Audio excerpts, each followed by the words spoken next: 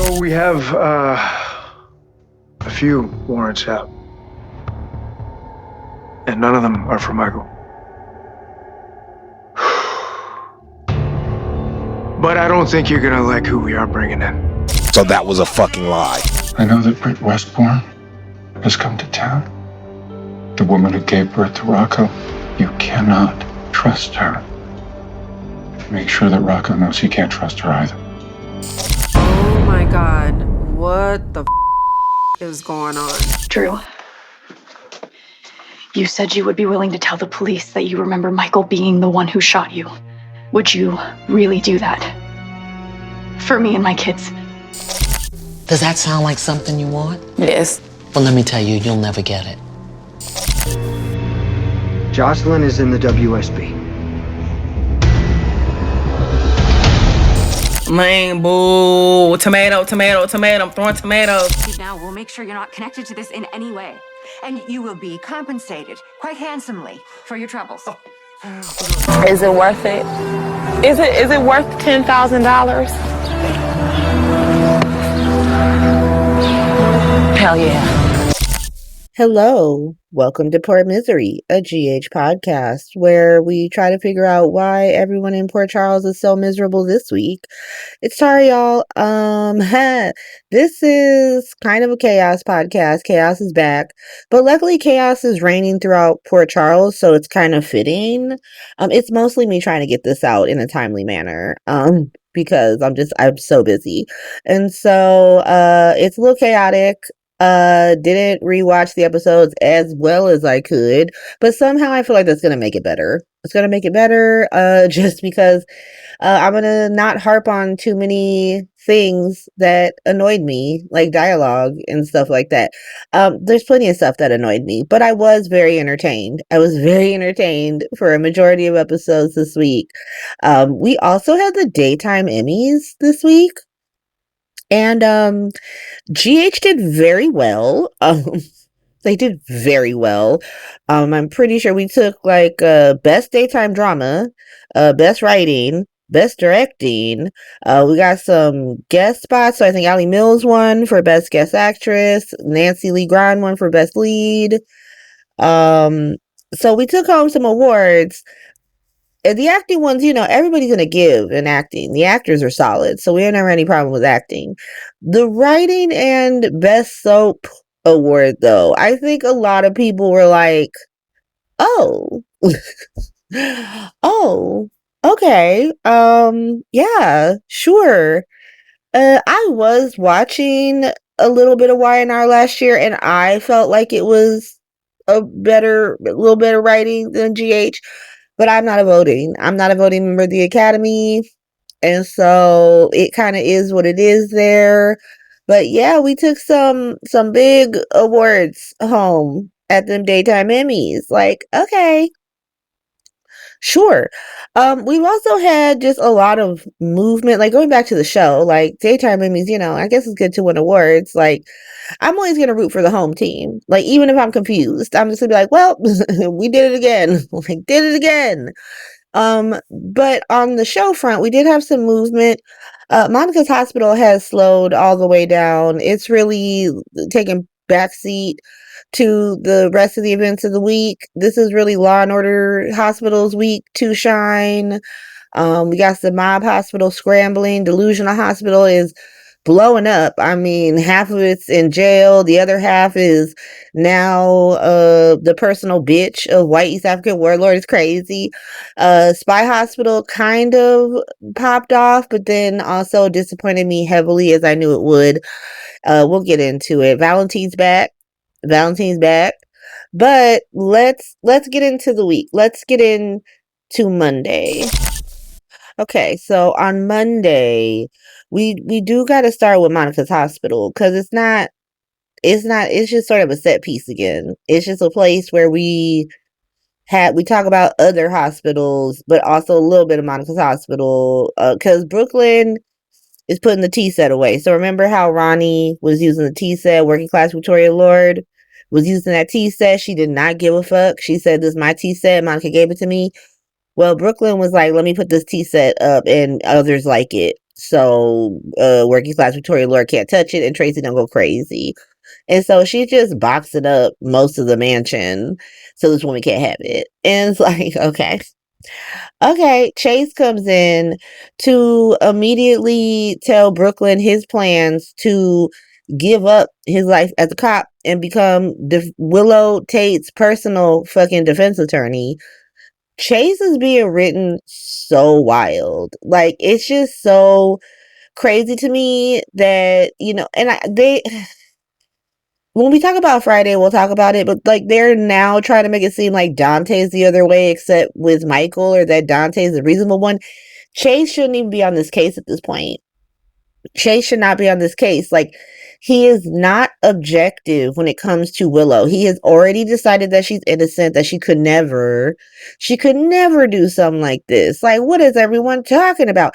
Unlike deadly ass Michael and fucking Carly, once more, if we really talk about it, like, I hate when they bring up Claudia when in Dante's presence. Like, Dante doesn't know the tea on that. Like, let's be so fucking serious. We have scenes of Dante standing in front of a judge, begging him to, explaining to him that this was not a cold-blooded murder. That this, okay, whatever. But Brooklyn's like, oh, you know, well, you know, she's a grown woman. Like, she's a grown woman. And she made her choices, and, you know, I'm sure Anna's not just gonna railroad her. Like, she don't work for Mob Hospital. Like, what are we talking about? But Chase just like, it's all my fault because I told her about my suspicions of Drew killing the judge. That's another reason why you're a bad cop. You're too busy trying to be the world's best friend instead of the world's best cop, which, I mean, y'all, you know, whatever. If you wanted to get a new profession, I would not care about that, to be honest. If you want to be a singer again, I'd be like, well, Nathan's back, so it's fine. Anyway, that's essentially what they're talking about when Chase gets a call that he needs to go back to his actual job and do some police work. We'll put a pin in that. We're gonna come back to that. All right, let's go over to Black Hospital for a second. This is why it's a chaos podcast. This is gonna be real quick. Black Hospital was very basic. It was literally rehashing everything we already knew. And so you have Try, that's their ship name. Trina and Kai are unnecessarily walking us through Drew getting shot again, and us being upstairs in the room with them. Why do we need to hear any of this? Who cares about this? Like, it literally ends with us learning no new information. It's just like, oh my God, Scout must have saved her dad's life. If it doesn't end up being Scout at this point, then this whole Scout's ringtone bullshit means nothing. It means absolutely nothing, to be honest. But they're doing that. Curtis invited Portia to his office, and he's trying to get her to like hold off on this divorce because they might be suspects. And Portia's like, nah, I'm not a suspect. If I wanted him dead, I would have killed him in surgery, and I didn't. And so we could just bust a move on this. We don't need to do that unless you are guilty and you need me to cover for you, then we could do that. But if you're trying to do stuff for me, like I said, you don't need to protect me anymore. We're good, bruh. And I love that she was there. Yeah, don't keep this dragged out. Like, you already in a who the daddy baby drama mess with him. You don't need to be in this, like, you don't need to be married at the same time, to be honest. Give Isaiah a fighting chance. Then Portia lets it drop that Willow is probably about to be arrested for the crime because she was at Liz's house when that shit went down. Then Trina shows up and they tell her that they're getting a divorce. And that's it. That's Black Hospital. Finished. Done. Kaput. You know, it's so simple. Let's go over to Delusional Hospital. Once again, very straightforward. Drew is still trying to convince Willow to move back in with him. She gives him a bunch of excuses because it does seem like she doesn't want to, but, you know, oh, I'm trapped because I'm either trying to frame my ex-husband or I feel like he's trying to frame me. I don't know where I land on this by the end of the week, just to let y'all know.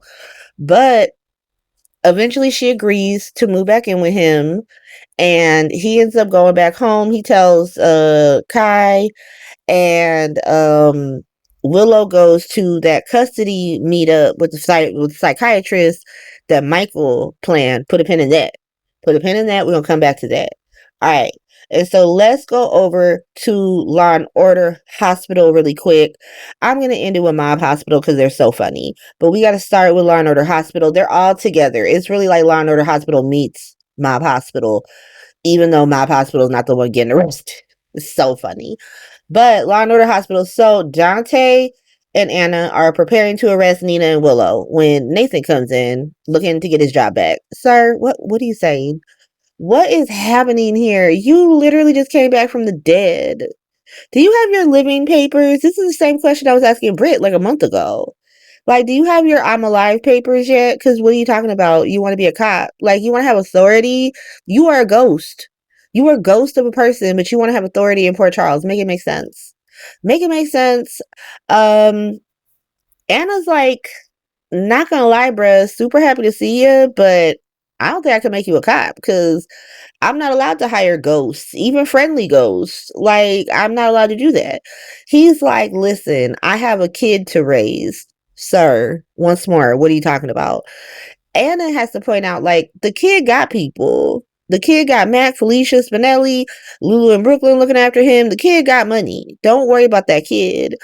He's like, he needs his father. He's been fine for 7 years with just the regular male influences in his life. He got plenty of male influences. He got his Uncle Cody. He got his Grandpa Mac. He got Spinelli. Be so fucking serious, Nathan. This is no reason to become a cop. Go get a job at a CVS. Like, if you really need to make money to take care of your baby, go get a job at Target. Stop being, like, silly like this. Anna is like, okay, I'm going to do you this. Like, I'm going to do you this solid. You can come back to the force when we figure out where you've been. When you stop being a ghost and you tell me where you've been for 7 years, then you can come back. And he's like, okay. And they, like, hug it out. And then he leaves to go meet Nina over at Mob Hospital because that's where her ragged punk ass started to be. Let's get into it real quick. No, before we go, we got to start with Sunny. Let's start with Sunny. Fuck Nina. We'll get to her. Sunny is essentially rounding up all of Mob Hospital because he's worried that someone's about to get arrested. He can feel the change in the wind. He's like, they're pulling warrants. They're going to my son's house. Let me call my son. Calls Michael to Diane's office. Like, son, I need you to be so fucking serious with me right now. Did you shoot this man? Did you shoot this man? Michael tries to give him the sex worker alibi. Sonny's like, please, son, be so fucking serious right now. Like, your mom is not here. Diane's not here. Alexa's not here. Dante's not here. Just be so fucking serious. Michael is like, look at me in my face. Look at me in my eyes. I am being serious. I am not the one who will be arrested for this. Trust and believe that. Sonny's like, how you know? How you know that? Because you sound real fucking confident right now. So how do you know? How do you know you're not going to be arrested? Not gonna lie, Sonny was so funny in this because he was going back from like disappointed father to like, oh, I'm so sad that I got you blown up in my house. But when he heard that sex worker alibi, he was like, son, be so fucking serious. I don't believe the sex worker alibi. So I know that Anna don't believe it. Like, that alibi is somehow worse than your mom's pikeman alibi. So be so fucking serious, son. This is real. Michael's like, listen, I love you. I love your concern. Trust and believe. I'm not the one gonna be arrested for this. Let me go see that raggedy bitch Willow and these kids. And so he leaves. Then Sonny calls Dante in, just using Diane's office as his little meeting point, his little powwow point for his kids on opposite side of the law. And so he calls in Dante and he's like, listen, I know I'm not supposed to do this, but let me know if they're going to arrest your brother so I can spirit him away. Dante's like, obviously I can't do that. And also don't even trip because he's not going to be arrested, but you're not going to like who is. Now, we learned that was a fucking lie because Sonny did not give two shits about the person who ended up being arrested. But he assumes that when Dante said that he's talking about Carly. And so he's like, let me get my ass over to Bobby's real quick and get that bitch on a plane. And so let's go over to Carly. So Carly is at her place of employment, her business that she owns. When Nina decides to come in to meet Nathan, who just has to have a BLT. Let's be so fucking serious. All these people, why you gotta go to your ops business because you're like, there's no DoorDash in General Hospital. Like, whatever.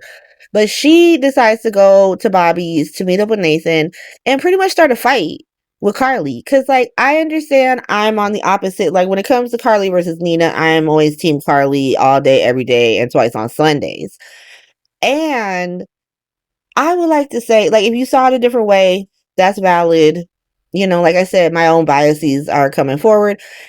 And Nina always comes in with like a bitchy attitude. Like she has never come in to Carly's space in a way to like be peaceful. It's always like if she's being nice, it's because she wants something. And like she thinks that because she said it nicely, she should just get it. Even though these people fucking hate her. So why would they do anything for her? And then she drops the nice act and starts being a bitch. But today she didn't even do that. She really came in. Like she does not come into Bobby's like, oh, you know, I heard that Willow's seeing the kids. I'm so glad that they're working it out. She pretty much comes in like, I'm glad your whack ass fucking son came to his fucking senses. Because kids need their fucking mom, not his ass.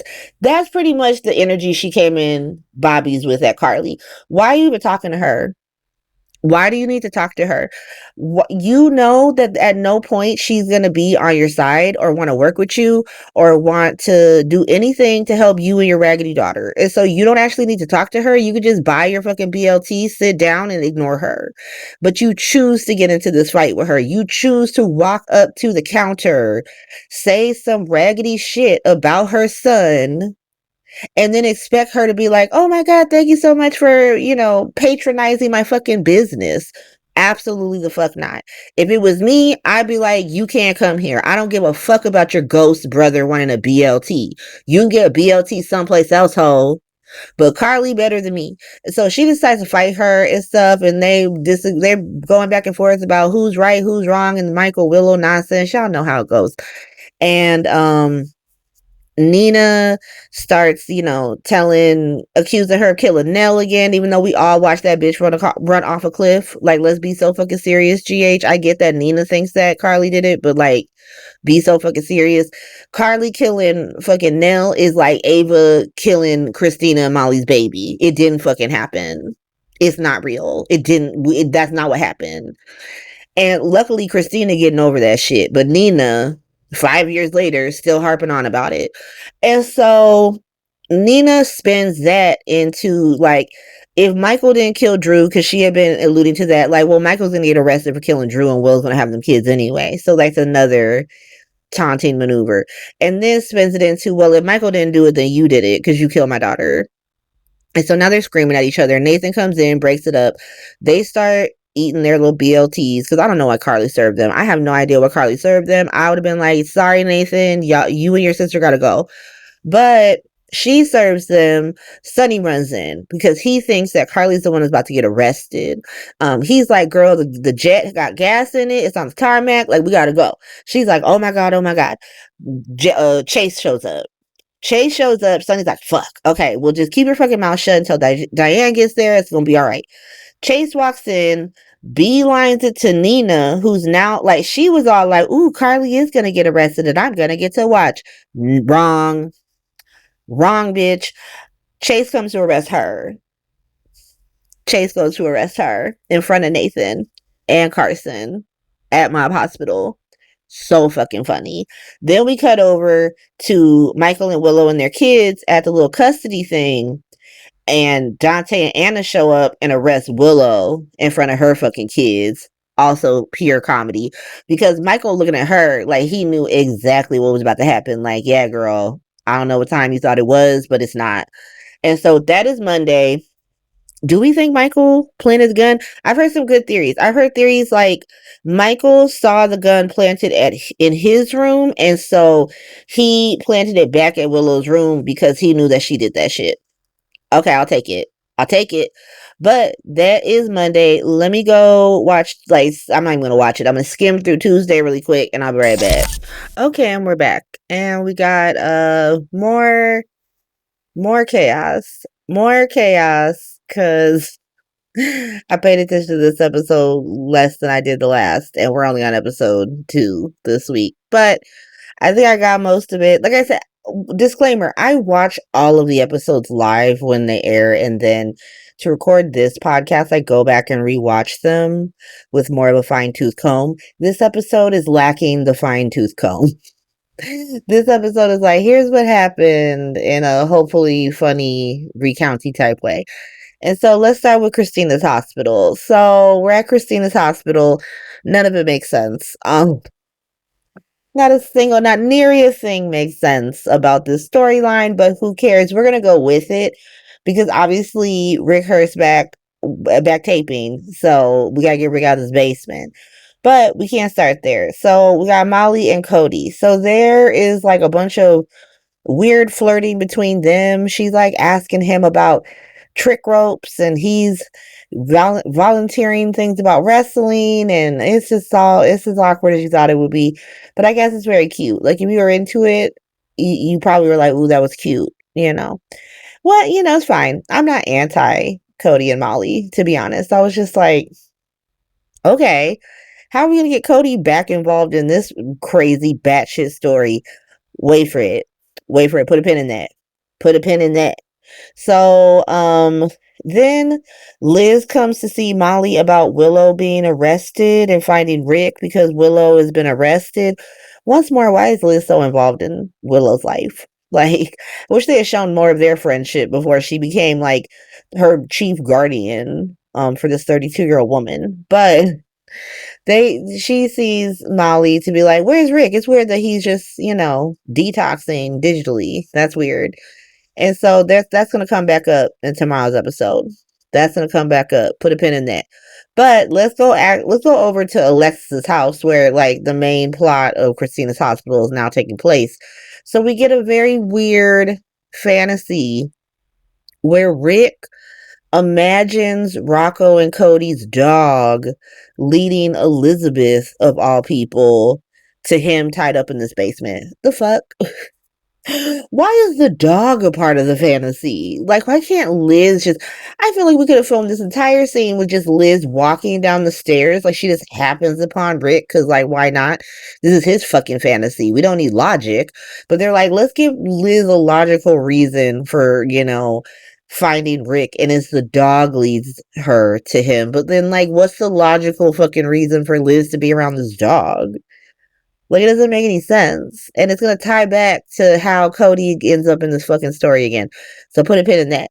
But Rick realizes that it's just a fantasy, and that it's Christina bringing him like a green smoothie to drink. So that's how we've been feeding Rick. We just been bringing him Jamba Juice for the past 49 days. Okay, like, sure. Still doesn't explain where he's been going to the bathroom. We just have to assume that Rick has just been shitting his pants like crazy, if that's what they've been feeding his ass. Like, what the... Okay, like, sure. But, she's giving him this green drink. He starts taunting her.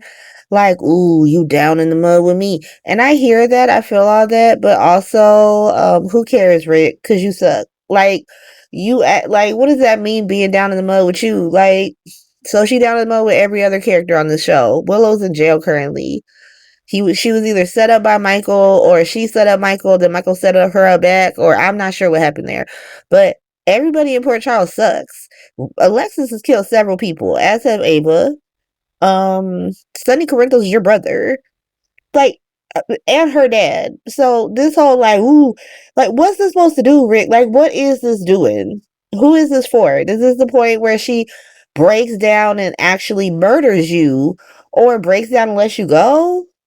Like, what is it doing? But that happens. If you enjoyed that, feel free to enjoy it, because a lot of my friends enjoyed it. They're like, yeah, Rick, tell her ass. And I'm like, he's tied to a lawn chair. Who cares what he has to say?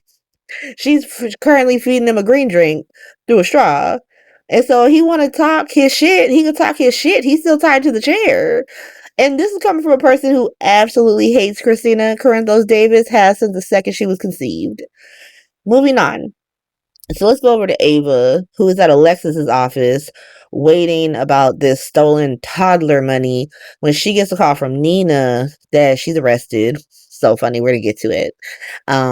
She sends Latino's son over to help Nina. They like, bro out for a second, like, oh my God, it's you.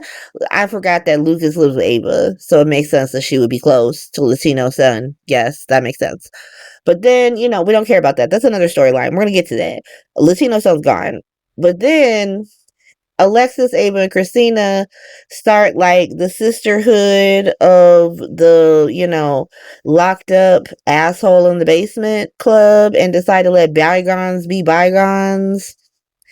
Sure, it almost looks like Ava and Christina are gonna hug, but then they don't hug. They just like handshake or whatever.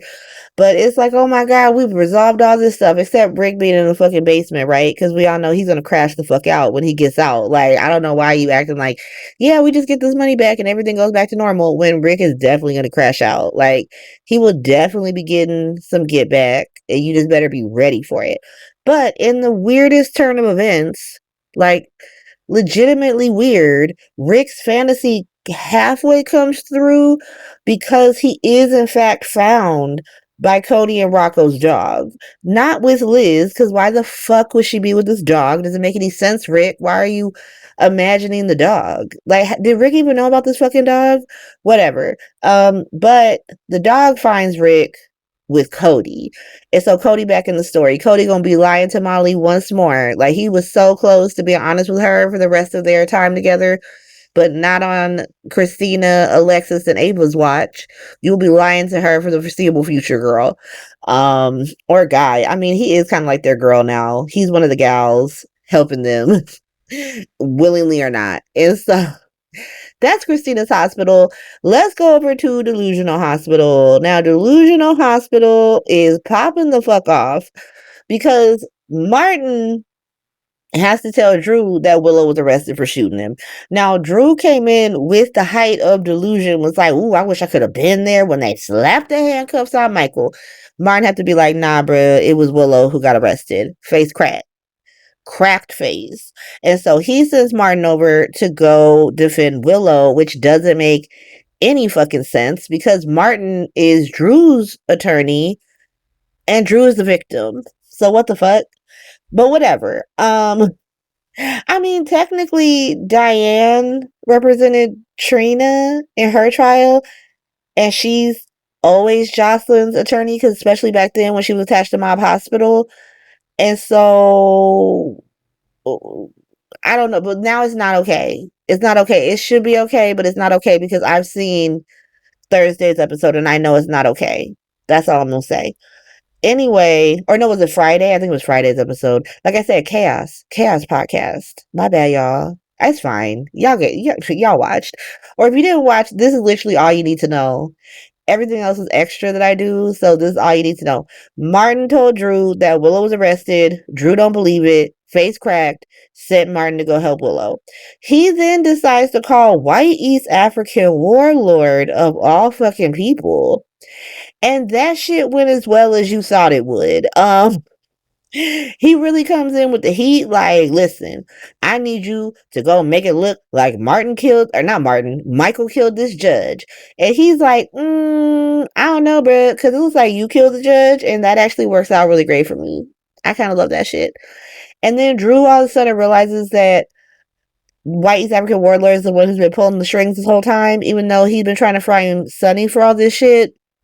That White East African Warlord is actually the baddie, which means that he's the baddie. Like, you are actually the bad guy in this story. And he tries to backtrack, like, I didn't tell you to do any of that. White East African Warlord, like back when he was talking to his son, it's like, bruh, let me be so serious with you right now. What did you think I was gonna do when you asked me to go after Sonny?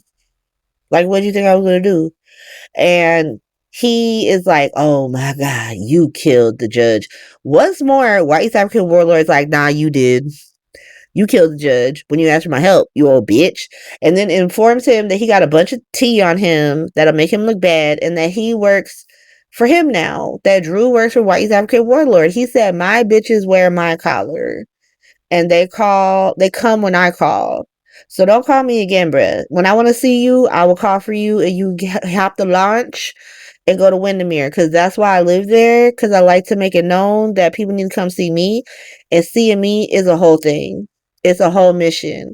It's not as easy as calling an Uber. You got to call an Uber and then get on a boat to come see me, so you know it's real. Wild. And that is Drew's delusional hospital. Let's go over to the Law and Order hospital. That's where Willow is. And so Nina and Willow are fucked, essentially. If Michael did frame her, he's doing an excellent job. He's doing an excellent job. He's looking guilty as hell, but he's doing an excellent job. Nina calls Ava, who sends Latino's son. He shows up. She is really freaking out and acting like she and Willow are these like poor working class bitches being railroaded by these billionaires. Girl, be so fucking serious. Be so fucking serious. Like, girl, you lied. You lied. And the lie was dumb as fuck. Nobody believed it. Not even Willow. Not the audience. Definitely not the PCPD. And now it's biting y'all both in the ass. And to be honest, I'm very confused because both Michael and Willow are giving we did it. I'm starting to think they both did it. And so essentially, a lot of theories that I've seen is that Michael knows that Willow did it because he was at Drew's house that night. He watched her go into the house, heard the shots, took off. And so then when he goes up to his room, sees the gun, knows that it's Edward's gun that shot Drew, he went and replanted it at her house, which is why she's so sure that she shouldn't have that gun. But let's get there. So yeah, Nina's freaking out. She wants Latino's son to be Willow's attorney, but Martin shows up ready to defend Willow. And like I said, Willow is very insistent that she shouldn't have that gun, but not in a I didn't do it, I would never do that. Like, she's just like, this has to be a mistake, aka I planted that gun at Michael's house, so why is it back at my house? That's what she's giving. Okay, Chase needs to be fired. Chase doesn't just need to be taken off his case. He needs to find a new career because he's actually out of pocket. He's so out of pocket. He is literally Willow's defense attorney. He's telling her about her kids. He's listening to her bullshit. Like, you are a cop and everything she says to you should be held against her. It shouldn't be reasons that you come out and say that's why she couldn't have done it. And so we're going to talk more about Chase as the week goes on. Let's go over to Mob Hospital real quick. So Sonny and Carly were there yesterday when Nina got arrested at Bobby's. It was so funny. And so they go to the Q Mansion to ask Michael what the fuck's going on and how much he knew about it. And Michael is like, do you think that I would plan something like this? Do you think I would plan to have my children see their mother get arrested? Yes, we do. We 1,000% think that's something you would do. That's why we're asking you about it. Like, what are you talking about?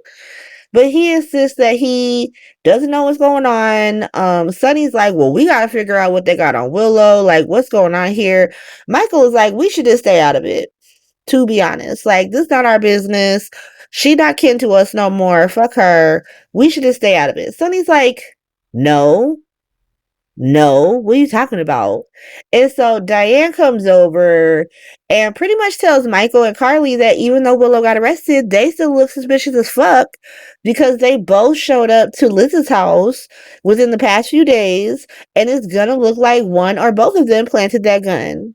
Like, that's what it looks like. And so that's essentially Tuesday's episode. Latino's son is telling Nina that she got to stop lying because that fucking excuse she gave Willow is whack as fuck and it's already been debunked. Sonny is telling Michael to be so fucking serious. Like, it's fine if we're doing shenanigans, son. Just let me in on the fucking shenanigans. And Michael's like, no, I refuse. This is my storyline. You two can't take it over. I'm the head of it. And Drew is now white East African warlord's bitch. That's pretty much what's happening. Oh yeah, and the dog found Rick in the basement. oddly enough. And so let me go watch Wednesday really quick. Let's hurry. Let's power through this chaos episode because I am going through it. These kids want so much and I'm paid to give it to them, so I have to do that. But I like doing this. So let me hurry up and do this. I'll be right back. And we're back. And it's Wednesday. And this is a real straightforward, chaotic ass episode where everybody was in everybody's hospital. Everybody was reading everybody. Everybody had a lot to say. There was a lot to be said about different people on Wednesday's episode. So we gotta start at Spy Hospital because Britt is there with Dollar Tree Dex. Now Britt is just at the bar reading Dollar Tree Dex. I think he called her there to like read her about why she was at that Sandals resort, but then she starts reading him. But then Lucas comes over and she kind of uses him as a distraction because she don't want to talk to Dollar Tree Dex. So she starts reading him. So she went from reading Dollar Tree Dex to reading Lucas. Lucas starts reading her ass back. Like, here's what you're not about to do.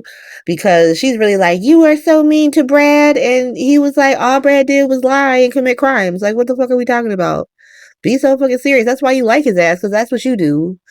And then he all of a sudden starts reading Dollar Tree Dex, like Lucas. Like, so we had Britt reading Dollar Tree Dex, then reading Lucas. Then he starts reading her back. Then he starts reading Dollar Tree Dex. Wild. And so he essentially reading Dollar Tree Dex for what he did to Joss. He didn't do shit to Joss because she's in WSB, so it's an uncute look for her because people are literally reading people in the streets for her ass. So they don't need to be doing that. Terrible. But Lucas leaves. Britt tries to go back to reading Dollar Tree Dex. He starts reading Britt. He's like, listen, bitch, here's what you're not going to do. You're not going to tell me what I'm about to do because you were working for a whole ass Evil Sandals resort and you know it and I know it. So be so fucking serious. I'll pay for your drink. He leaves. So she decides, because she's not going to be the last person who got read in that situation. So she decides to go over to Lucas and Latino Sun because they were actually having lunch at the Metro Court. I think it's lunchtime. And she starts reading Lucas again. Like, warning Latino Sun, like, ooh, you're not going to be able to hold up to his exacting standards. Lucas is like, my only standard is that you don't lie to me, to be honest. Like, you just don't lie to my face and make me that bitch who's lied to. He's already doing that, unfortunately. Latino Sun is already doing that, so it's too late, Lucas. You just like an ancient man. That's your type. And so that's that part of Spy Hospital. Then we got to go to Steinmauer with the wackest, like, art. Like, the little art they gave for the Steinmauer sign is god-awful. It's just terrible. But we go over there because Lulu and Charlotte went to see Valentine. Now, Lulu is in with Valentine being like, you need to make it okay for her. And, you know, she with me now. And she living a good life. And Valentine's pretty much like, she's with you because I allow her to be with you. I let myself get turned in. You think I'm just somebody who gets caught? No. Like, Anna's great, but she's not that good. I'm just like, she needs to be in a stable environment, so that's why I'm here. Be so fucking serious. And so Lulu's like, cool, I want you to be a part of her life. I'm not trying to come between y'all. It's honestly a good moment for Lulu. I'm not even mad at her. Like, she didn't do anything wrong. Like, she's not wrong for how she feels.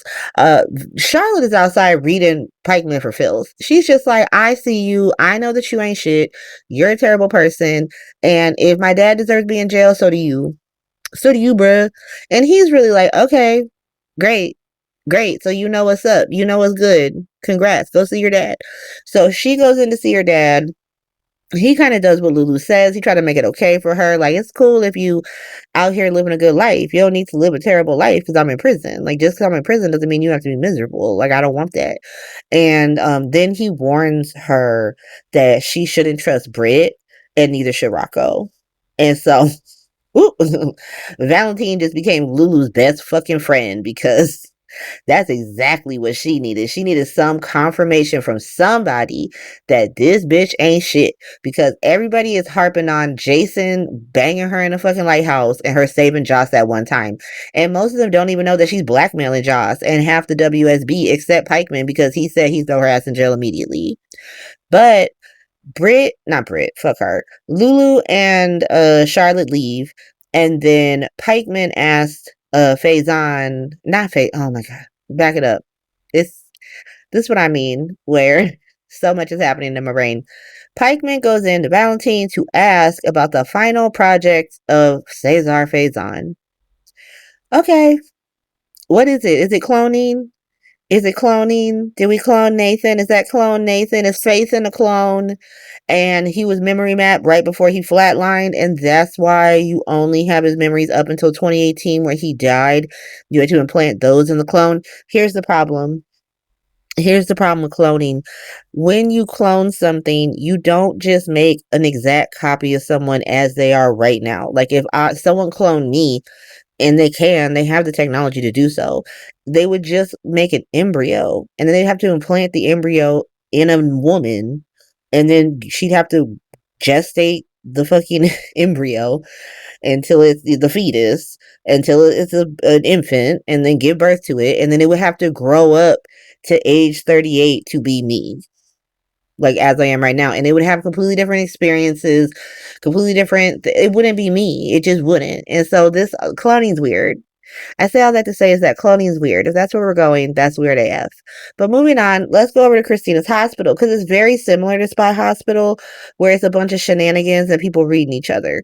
And so before we go over to Alexis's house, we gotta go to Molly. So Molly went to ask Dante to help her find her dad, because Liz was like, so it's kind of crazy that Willow is in as much trouble as she could possibly be, and your dad is still out here like not answering his phone. Like, that's fucking weird. Like, I had someone searching my house. I had the cops. Like, Anna was in my house searching my house, and I called him and he didn't call me back. That is fundamentally weird. And so now Molly's worried. So she goes to Dante, and Dante's like, okay, because Dante don't like Rick. Like, he don't care about that being his uncle. He knows the tea about Rick and Mob Hospital. And so he's like, so you like Rick now? When that happened? And she explains how, you know, he was there for her for Dead Baby Summer, and they just been really close. And like, she wants to know where her dad is. So he's like, bet, you know, we family. I ain't got to like him to like you. So he helps her. They realize that Rick's phone is at Alexis's house. So she's like, what? Okay, that's weird. Goes over there. Let's go to Alexis's house. So like I said in Tuesday's episode, Cody found Rick in the basement, and that shit's as weird as you think it would be, because Cody does not know what's going on. He's just like, okay. And Rick is trying to explain that like Alexis, Ava, and Christina are crazy, and they're trying to kill him, and they're gonna kill Cody if he doesn't help him. So Cody gets him up out of there. And he's like, cool, let's take you to the hospital. Like, let's figure out what's going on. Rick's like, no, absolutely not. Put a pin in that. We will come back to that.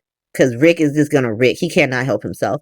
So Alexis and Ava are at her house. So like, I guess it's not directly attached to the basement, not directly attached. It's like a Wizard of Oz type fucking tornado shelter. It's weird. But Alexis and Ava are at the house, like continuing to strengthen their fucking bond and friendship. Christina comes in and she's like, is Cody here? And they're like, no. Why would you say that? And she's like, because he's parked outside. Like, his car is outside. What's going on? And he drives some, like, fucking Ford F-150, so you know it's him. And so they're like, well, he must have gone to see Molly. And Ava makes some quip about, like, well, maybe you paid some other hoe. They paid him to sleep with some other hoe in this neighborhood. She's so funny. But they decide, Christina and Ava decide to go give Rick some water, go check on him. And when they get there, he's gone. But he didn't go far, because he's a spiteful, petty idiot. Because he went straight to Alexis's house to go read her for filth instead of going anywhere else. Once again.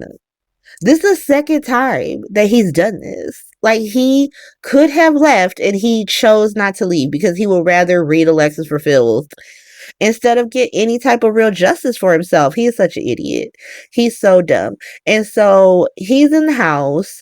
Ava and Christina come in pretty much behind him. Cody's just like, I don't know what the fuck's going on. They are all trying to explain how Rick is the ancient person. Rick's trying to explain how they're like the witches of Eastwick. Like, nah, we gotta burn these hoes at the stake. They're like, he's stealing money from a baby. He's like, they stole money from a baby. Christina tried to fucking kill me. Almost killed Elizabeth. Cody's like, okay, because like he don't know what the fuck's going on. At a certain point, Abe was like, look, if you walk out the door and just pretend you didn't see this, I'll pay you some money. Like, let's keep it cute. Rick is like, you wouldn't do that. Realizes quickly that he would, and he's just like, okay, you know what? I'll double it. Whatever the fuck she offering you, I'll double that shit. If you like back me up and help me arrest these bitches. At this point, Cody's like, I'm gonna go. I'm gonna take my dog and I'm gonna go. And so he goes to leave. Molly shows up. Yes, Molly shows up. And so that's how Christina's hospital ended on Wednesday. It was very funny. But let's go over to Monica's hospital. I really should have done Christina's hospital last, but I cannot in good conscience ever acknowledge that a story involving Christina Corinthos Davis is my favorite story. And so I'm going to pretend like it was Monica's hospital. And so at Monica's hospital, working class Victoria Lord goes to Bobby's to eat a BLT. I love how we have to pretend like a BLT is some special ass sandwich in Port Charles universe. It's literally bacon, lettuce, and tomatoes and some mayo, probably. Like, okay. But she's like, I just can't get enough of this BLTs. I gotta be here. And so she goes to get a BLT and to counsel Gio on talking to his parents again and then give him $50. Like, that's literally all that happened. I could get into detail about it, but it's the same. It's literally, the same speech you've heard other people give Gio, except from working class Victoria Lord this time. And then when Dante comes in later on in the episode, Gio gives him some free coffee, but doesn't actually talk to him. So who cares? Like, who cares, to be honest?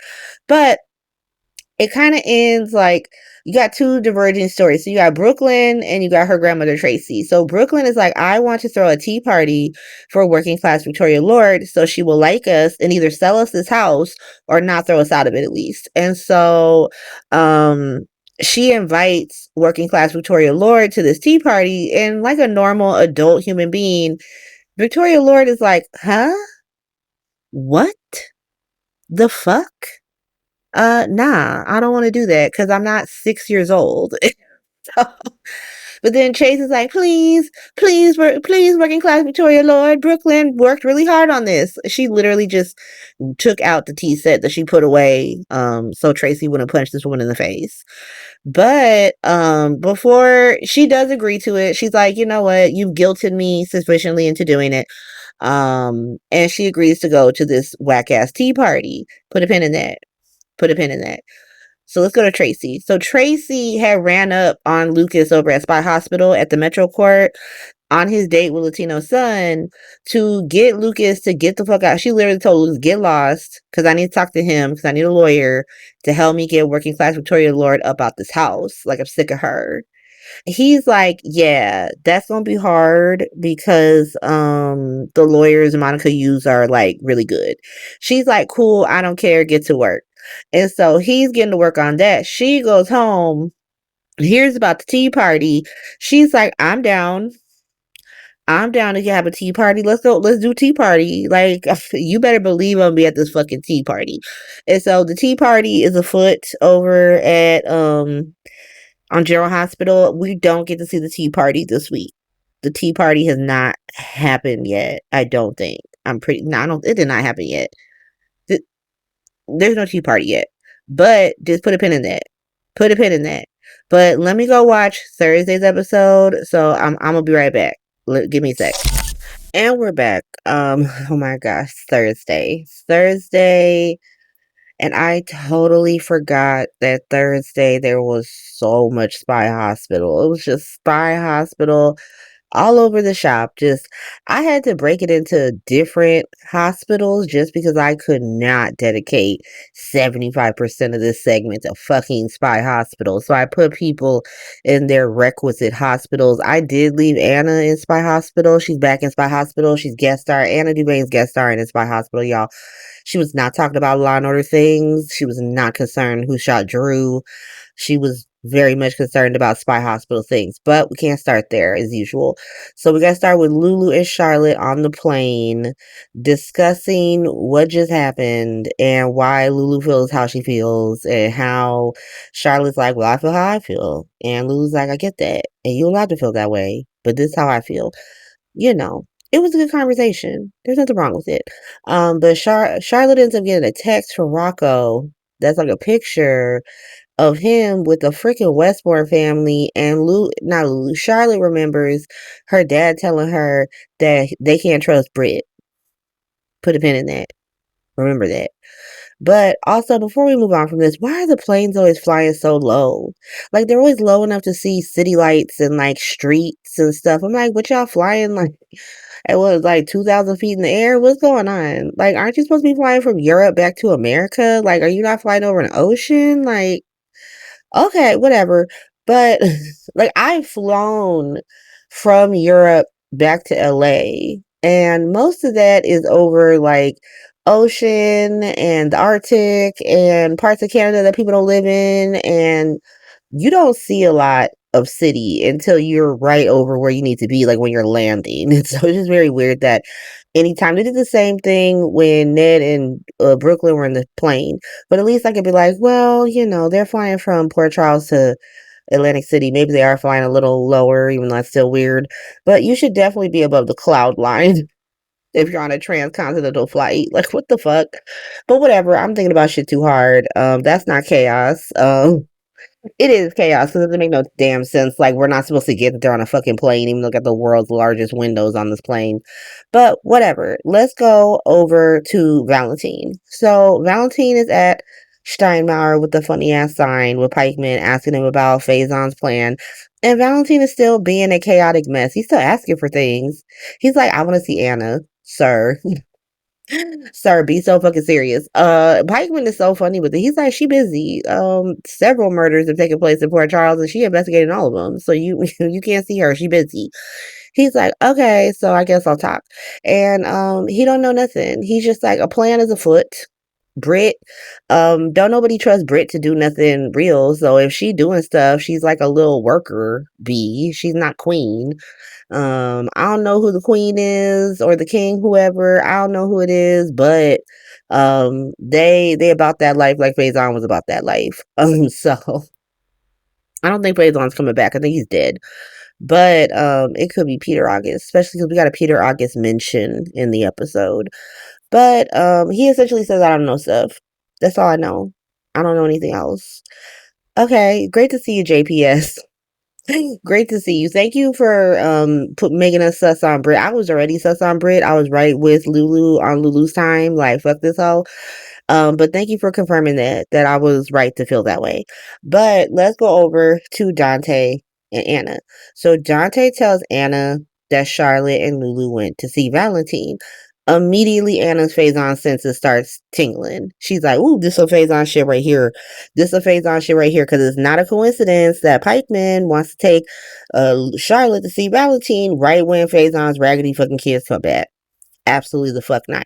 And she just like has a whole, like, she flashes all the way back to the 80s, early 90s when he was popping off. Like, this is the same shit. This is the shit he does. Like, as soon as you feel safe, boom, he will pop up. It's like he got a spidey sense out there. Like, ooh, I think Anna Devane is feeling content in her life. Let me come shit on it. That's how Faison operates. And so she is freaking out. She does not care about who shot Drew right now. She's like, that man deserves to be shot.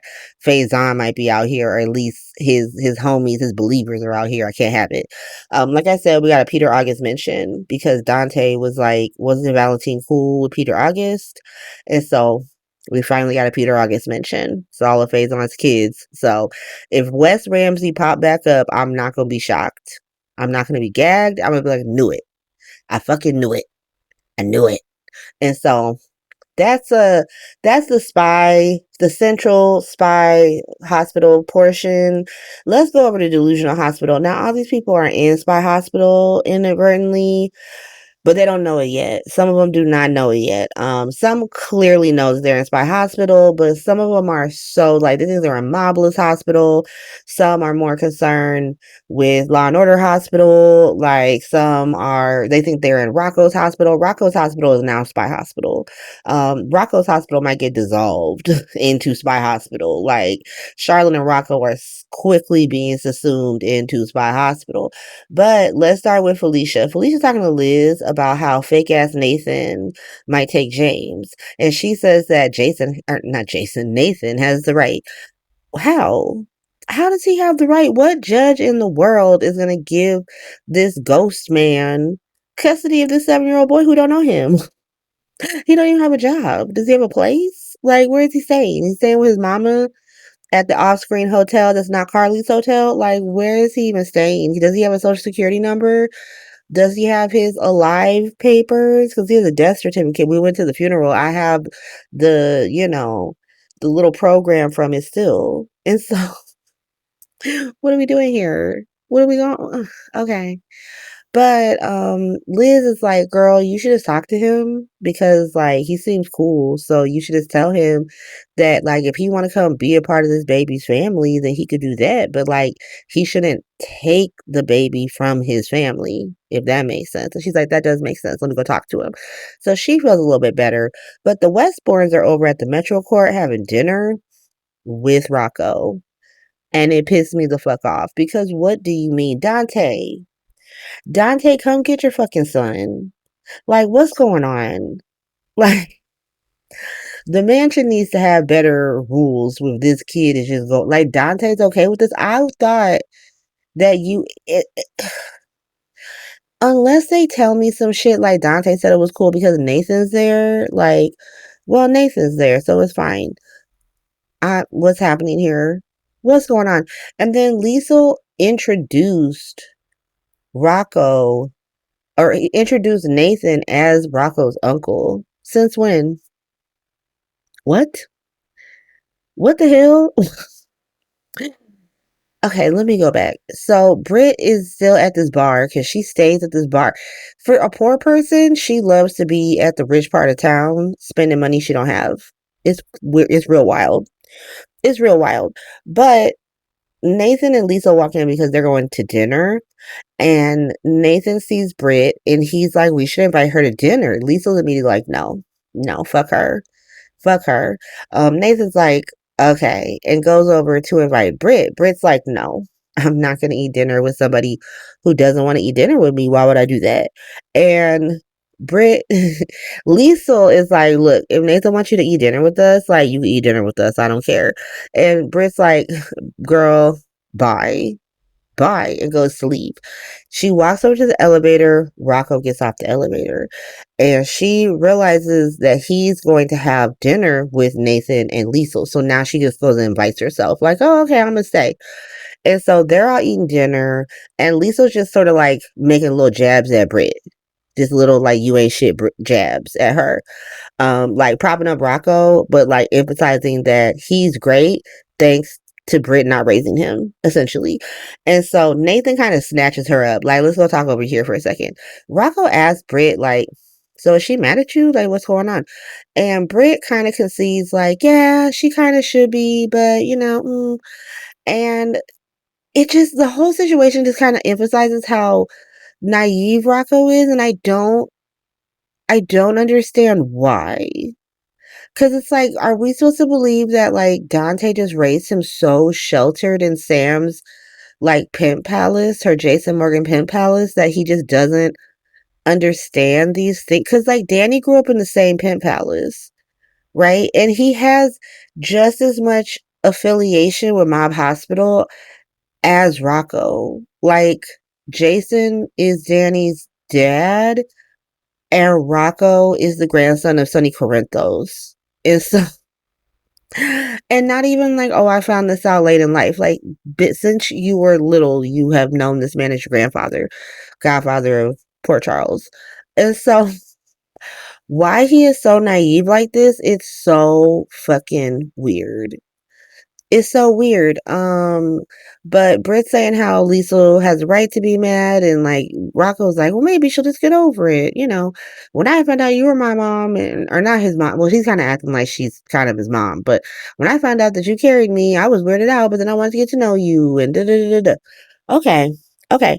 Nathan is over with Lisa, and Nathan's kind of like, what the hell? Like, why are you acting like this? Like, why are you doing this? And Lisa's like, because she's a raggedy bitch and I don't like her. And he's like, well, you know, I came back and she came back and you should just be grateful your kids came back. Lisa's like, listen, son, I love you so much. I'm so glad you're back. Be so fucking serious. You were taken from me and you don't know what happened to you. And she strolled in and told me that she faked her death because she was sick of me being sad. And not in a I want you to be happy type of way. Like, I'm just sick of looking at you be sad because it annoys me. And so I'm going to go live at an evil sandals resort and make you think I'm dead. And so she ain't shit. But he's just like, she made a mistake. You know, we all make mistakes. Okay, Nathan. Okay, fake ass Nathan. Sure. Lisa's like, you know what? Fine. Fine. And goes over and she's like, look, I'm sorry I was making little snippy comments at you. I'm not going to do that. Let's take a selfie. And then they take that photo that Rocco sent to Charlotte.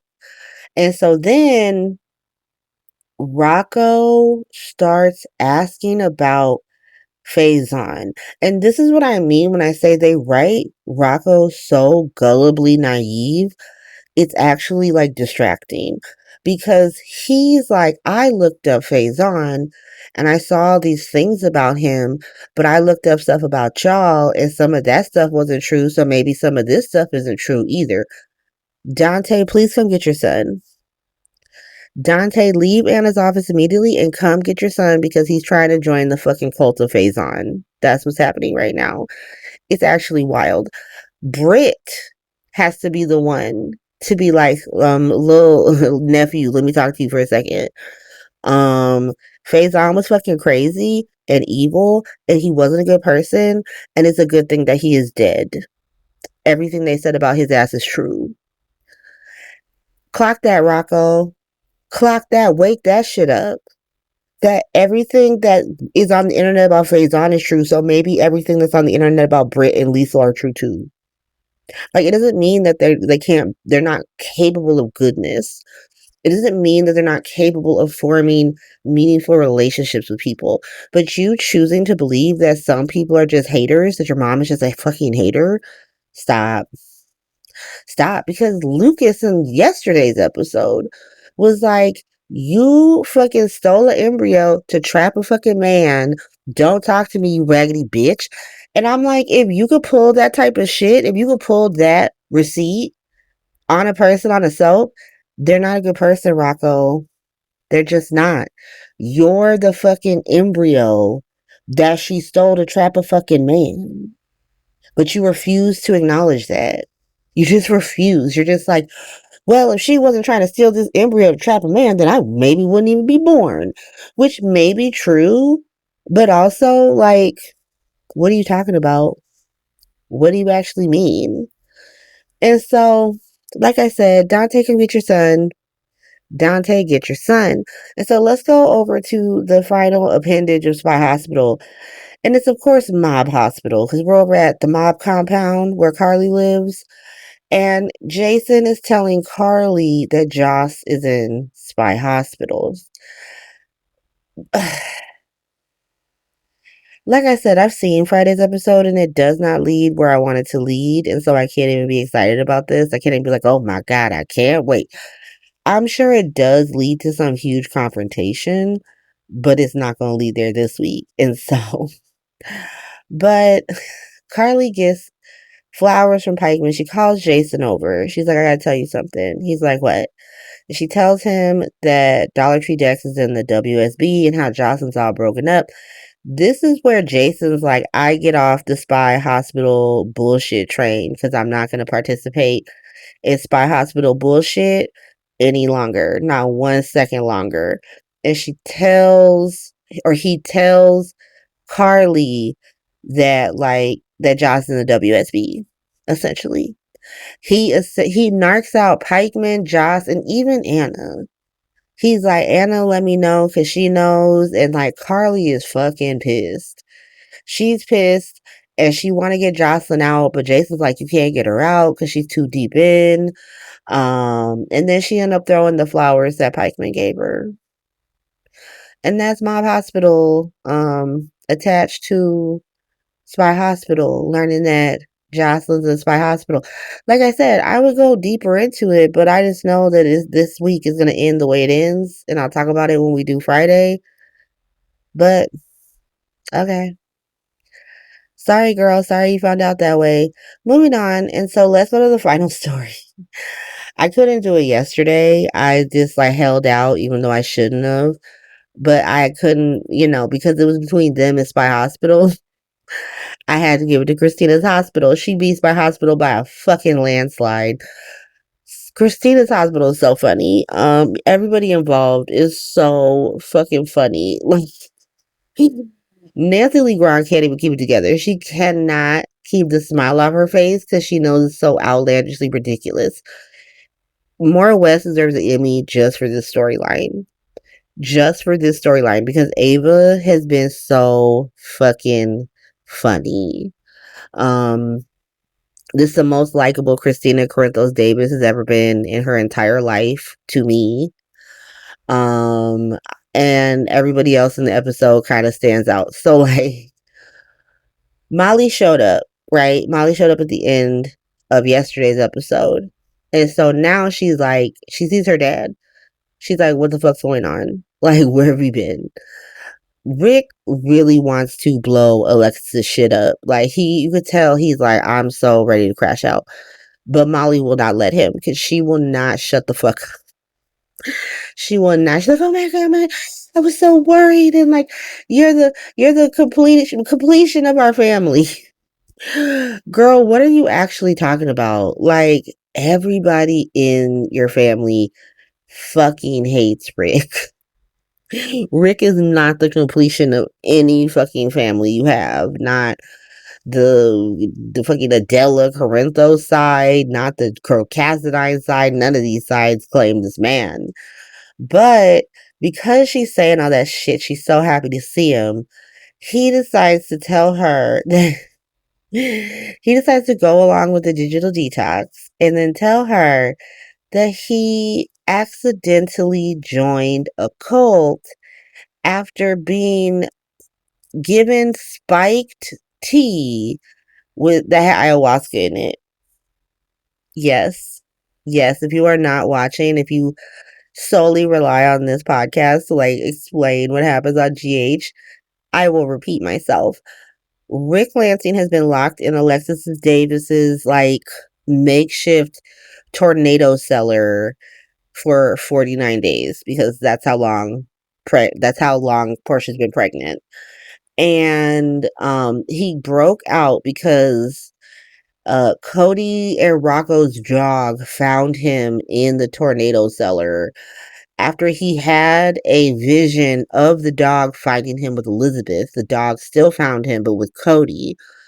He gets out of the cellar. This is the second time he's made it out of the cellar. And instead of running away, instead of going to the police, instead of doing anything else, he instead goes to Alexis's house to antagonize her and potentially get locked in the fucking tornado cellar again. It's fucking crazy. But this time Molly shows up, so they obviously cannot lock his ass in the tornado cellar again. And now he has a choice. Does he like crash out? Does he tell her that, they've been doing this to him, which would mean that they would crash out and say that he was blackmailing the baby and stole all the money for himself? Or does he stay quiet? And he decides to stay quiet, go along with the digital detox bullshit, tells her he's in a cult and that he's been tripping on ayahuasca for the past 49 days. And then he got lost in the woods and that he was saved by Cody and Rocco's fucking dog. That's the story he's going with. And Christina, Alexis, and Ava are more than happy to oblige. They're just like, yeah, that's exactly what happened. Like, oh my God, like, Rick, you got to get some rest. And, Christina's like, oh my God, Cody, you just saved Molly's dad. Like, you're a fucking hero. Cody is so freaked out because, like, he literally was just walking his fucking dog. Like, he was not trying to deal with any of this. Like, this was not how he thought his day was ending. And so he's just like, nah, I'm not a hero. I'm just a regular dude who honestly had nothing to do with this because I don't want to have anything to do with this because several felonies have taken place. But Christina and Ava will not allow him to be humble. Like, Ava is so funny. She was like, don't you do that, Cody. Don't you fucking do that, man. You saved this man's life. He was in a cult. He was in a cult. Like, it was so funny. It was so funny. But Alexa just really wants him out her house. She's just like, you should go home and sleep off that ayahuasca. Molly's like, no, we're going to take him to the hospital. Rick's not trying to go to the hospital, but they end up taking him. So Cody and Molly take him to the hospital. Liz is there. She gets him into a room. And he ends up admitting that Nina was paying him to be Willow's lawyer, which she already knew. She already knew, but whatever. They were vibing. So if you're a Lyric fan, it's Lyrics Up. Lyrics Up. But back at Alexis' house, Alexis warns Christina and Ava that Rick is definitely gonna crash out. Like one, she's gonna have to explain like what happened to that money. Like she's gonna have to explain like why the money's back. And then two, Rick's gonna have to answer all the emails they were sending, and they were sending crazy fucking emails. And then three, they're gonna have to deal with Rick and his eventual crash out because he will definitely be doing the get back. He's definitely getting back at these bitches. And so that's Thursday. Let me go watch Friday really quick and I'll be right back. And we're back. It's Friday. It's Friday and we gotta start once again at Spy Hospital because spying is afoot. We're at the part of Spy Hospital where I don't know what's about to happen. Like, I do not know what's about to happen, nor do I really care. It could be good. It could be good. I could eat these words, but at this moment in time, I don't care. Finola is probably the most interesting person in it. Anna's reaction to Faison being back in play potentially, but everyone else is like, meh. But let's start. So we have Britt back in Spy Hospital. She bounces between hospitals, crazy. But Britt is now like deep in her broke girl era where she's now asking Jason to co-sign loans for her. Okay. But he goes to meet her at Bobby's to like wait so he can get his stuff. And she's like, why don't you just go in and get it? And he's like, girl, because you flipped out and maybe give you the key back. And girl, I was on your side with that. So what the fuck are you talking about? This is why I hate Britt. She's such a pick-me. Such a pick-me. And so he's like, girl, I'm trying to respect you. I don't know what you want from me. But she's like, fine, go get your stuff. And then she thinks about the fake Huntington's cure that she don't need, that should be taken. And she's like, I'll go up with you just in case. And so he goes and gets his stuff. And as like when they're coming downstairs, she's like, oh, and by the way, can you co-sign this loan for this Mercedes? Girl, you live in a boarding house above a diner. Why do you need to drive a Mercedes? Like, just take Uber. Like, just Uber everywhere. Like, at this point, Uber going to be cheaper than these car payments and gas and insurance and all this. Like, I've done the math, queen, and it's cheaper. And so, they're talking about that. We're going to come back to them. Put a pin in that. I probably should have started with Anna, but I didn't want to make her seem like the least important story because she's not.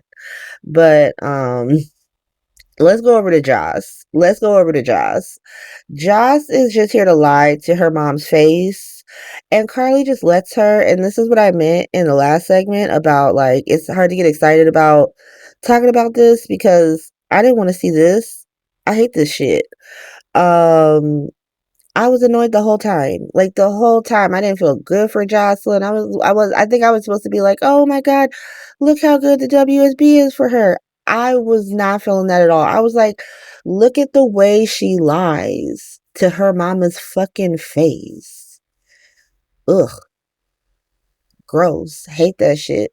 It's not even hitting the same way that Michael's lies are hitting. Where Michael is just like fighting for his own story at this point. Like, Michael's gotta lie to his parents because if he tells them the tea, then it's gonna become their fucking story. And so, no, he's keeping everything close to the vest. I believe him. But her line is just so annoying.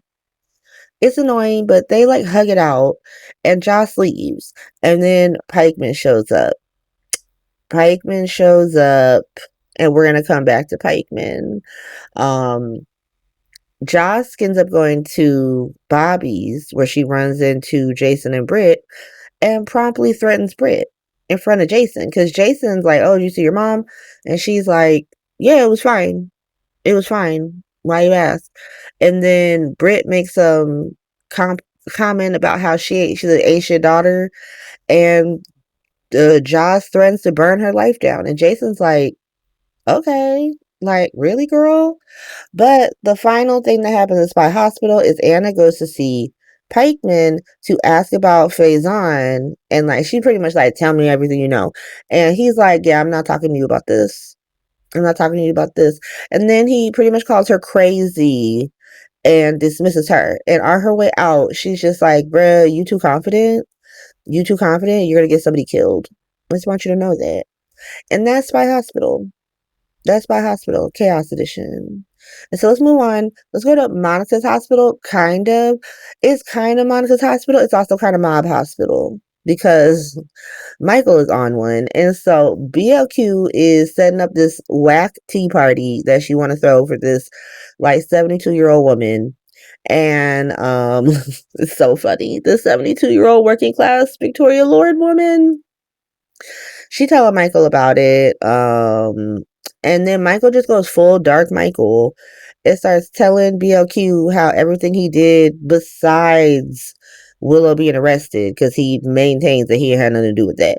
But everything else was just a ploy to get Willow in the position that he wants her in, where she looks like a crazy. He's essentially trying to yellow wallpaper Willow. He's trying to yellow wallpaper her. And here is the thing, right? If this was real life, and in real life, this is ain't shit behavior, right? This is ain't shit behavior. Don't tell me you trying to yellow wallpaper a woman. And if you don't know what yellow wallpaper reference is, look it up. It's a short story. But honest though, why I had to watch this woman act extra crazy, including in this episode.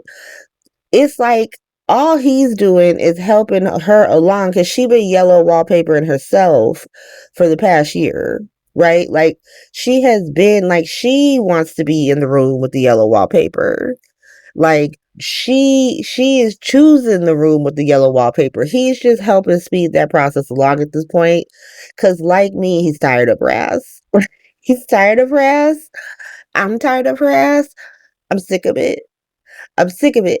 And so he's telling BLQ that he was playing Willow the whole time. That seems like a mistake.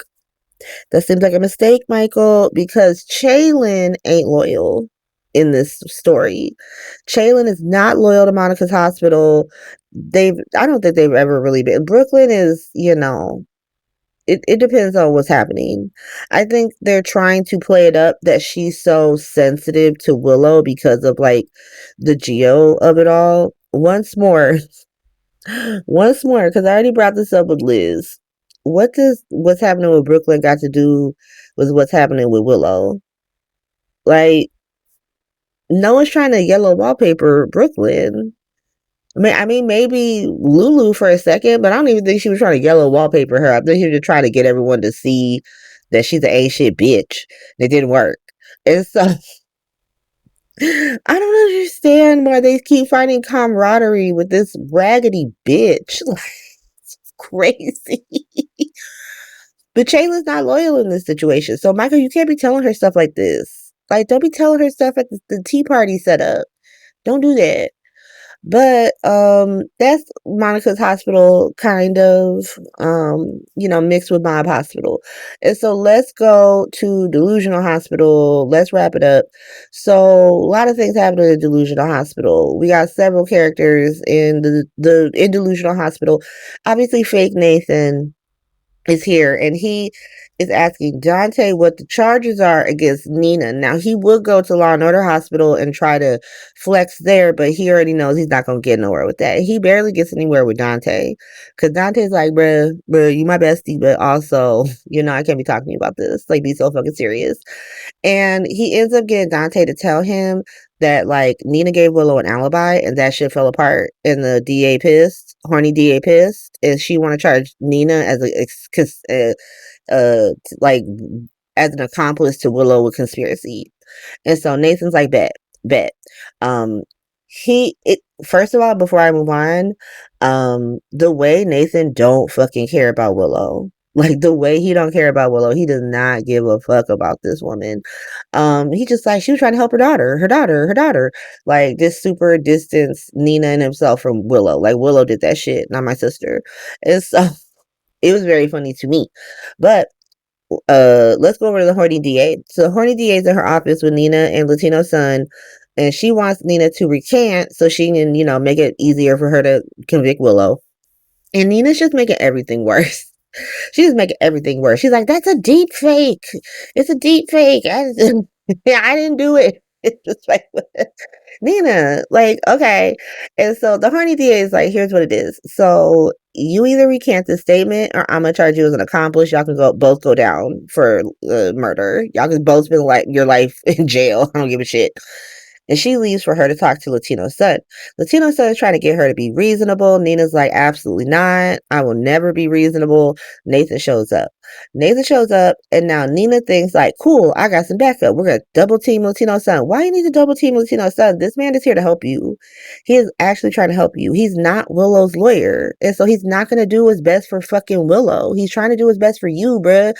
And so Nathan, unfortunately, is not here to team up with Nina. He's here to tell her to recant that shit. Like, he's pretty much like, fuck Willow. Like, you just met that bitch and she, apparently y'all don't even like each other. You do not like each other, so, like, fuck her. Like, if you want to help Willow, you gotta recant the statement because you're just making y'all look more guilty. Like, this is a ridiculous fucking story. You gotta give it up. And so, it's seeming like Nina is gonna do that. And so, let's go to the PCPD. So, Drew shows up to see Willow. Chase is like, nah, you the victim. She's a suspect. Like, she arrested. You cannot see her. He's like, I'm a congressperson, and if Anna feels some type of way, she can send a letter to my office. Goes to see Willow. Stay with Chase for a second because I don't want to talk about him for too long. Later on, Chase throws like a whole fucking temper tantrum to Dante about Willow being innocent, essentially doing the same shit that he did with Nell, to be honest, where he just like took this bitch's word instead of actually looking at the evidence. He's like asking Dante to do like visualization exercises, bruh. What you talking about? Imagine Willow and Michael next to you. Shut up. Once again, completely mischaracterizing Claudia's murder just to benefit his own agenda. Like, I wish that Dante would correct him on that, but they never have him do that. I think the show really wants us to think that Michael brutally murdered fucking Claudia. Like, we didn't watch that. But,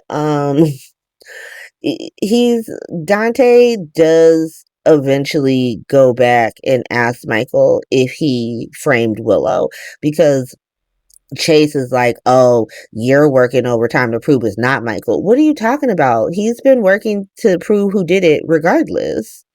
And so, like, I don't like when the show does that, where like, you have one character who's being completely unreasonable, like Harrison Chase is being completely unreasonable, and they're trying to, like, both sides it by acting like Dante's also being unreasonable when he's not. He's, like, 100% willing to be like, Michael could have done this. I don't think he did it, but, like, if the evidence points that direction, like, my hands are fucking tied.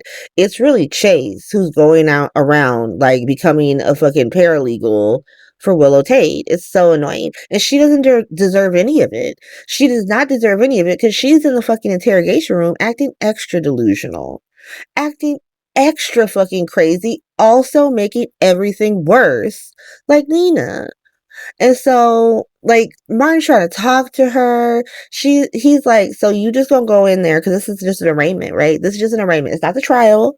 It's an arraignment. So, like, all you need to do is go in there and say not guilty, and then I'm gonna argue about why you deserve bail so we can get you out, and then we're gonna go from there. Willow's like, no. Now, you need to go in there, tell that judge that Michael did that shit. Girl, be so fucking serious. Be so fucking serious. Like, are we supposed to believe that Willow Tate ain't never seen an episode of Law and Order? Are we supposed to believe in the United States, everybody know how the justice system works? Everybody knows how a criminal trial works in the United States. I don't know how it works other places because I'm not from other places, but in America, it works like this. You get arrested. You learn what the charges are. The police try to talk to you. You get a lawyer. You don't talk to them. You go before a judge for an arraignment trial where the charges are read out by the fucking judge, and the judge asks you to put in a plea. The plea determines what we do next. And so if you say guilty, then they just set a trial date to like sentence you for the crime. But if you say not guilty, then they set a trial date for you to defend yourself and prove your innocence. We're not there yet, Willow. We're not at the part where you get to falsely accuse your ex-husband because you feel like it. But she's flipping out. Drew comes in because he said he gonna come in regardless. Willow says she's innocent. He hugs her, and the look on her face makes me think she could have done it. And I kind of appreciate the fact that they have made both Michael and Willow look equally guilty. Because I am leaning towards it's either Michael did shoot Drew and Tracy did just see him in the aftermath, or Michael's telling the truth. He never got out he got out the car, but he did go up to the house and he saw Willow go into that house and heard the gunshots and then drove home. And so it's either one of the other. It's one of those two things. I hope it's the latter, but it doesn't matter. But like I said, this look on her face, it looks like she did that shit. Like, ooh, I got him right where I want him. And so Martin then asked her about the alibi. Like, so you gonna keep this whack ass alibi? Because they already disproved that shit. And Willow says that she don't have an alibi, but she only went along with it because she thought she was protecting Nina. Girl, what are you talking about? Why would you want to protect Nina? You've done nothing but talk shit about her. Even during the alibi portion, you were like, fuck you, bitch. And now just believe you were just lying for this woman that you hate. And especially hard to believe because she immediately tries to throw Nina under the bus. She's like, should I tell the judge that? Should I tell the judge that Nina made? Girl, you don't take responsibility for a goddamn thing. You don't take responsibility for anything because you could have blown Nina's shit up the very second she said that shit. The second she said that shit to Anna, you could have been like, I don't know what she's talking about. She's saying some shit to protect me. I don't need to be protected. I don't have an alibi, but I was out walking. I didn't shoot that man. Simple. You didn't do that. You didn't do that because you let people run you. You love to let people run you. You love to let people tell you what to do and give you outs, and you don't take responsibility for anything, which is actually why you shouldn't be a mother. Because if you can't take responsibility for yourself, you damn sure shouldn't be taking responsibility for other tiny humans, to be honest. But that's neither here nor there. And so Martin essentially is like, no, stop trying to shift the blame to other people during the fucking arraignment.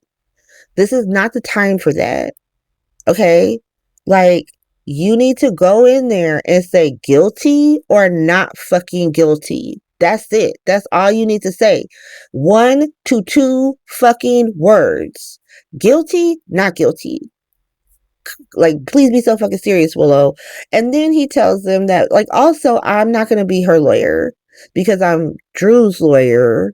And so I can't be her lawyer because he's the victim and you're the fucking accused. Now, I'm pretty sure that Diane represented Trina during her whoop-de-woo. Y'all could correct me if I'm wrong. And Diane would definitely be Joss's lawyer if the time came. And so, but whatever. You know what? I'll accept it. I'll accept the, you know, flawed logic if it makes Willow's face crack some more because I hate her. And so, Drew is like, well, if you're not the attorney, you can fucking leave. We don't need to talk to you. Martin is like, okay, so obviously y'all don't seem to understand that this bitch is being arraigned today. And she need a lawyer for that. And so I'm gonna go do that. I'll see y'all at the fucking trial. Remember, 1 to 2 words, guilty, not any of this other side shit you trying to do. And I'll see you at court. And so he leaves. Willow just goes full crazy. She just goes full crazy and she just like, it's Michael and he's dangerous. And like, are you prepared to lie and say that you saw Michael do it? Because it couldn't have been me. And so that's the week. Thank you for listening. Thank you for dealing with the chaos with me. Chaos is all around. But if you like this, feel free to like, subscribe, leave a comment. If you're on Apple or Spotify, give me 5 stars. Google 5 stars. Yeah, and I'll see you next week. Bye.